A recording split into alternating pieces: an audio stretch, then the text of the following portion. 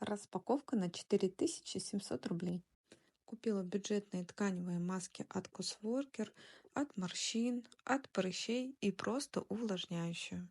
Повторила свой любимый гель для душа с ароматом белого мускуса.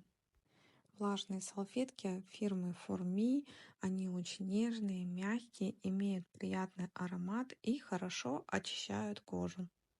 А это тот самый аромат, ради которого и задумывалась поход «Золотое яблоко». Самый популярный аромат на страницах Инстаграма от Bon Parfumer номер 501. Пралине, лакрица и пачули — характерные ноты этого аромата. На самом деле пахнет карамельным корном и уходит в приятную сладость.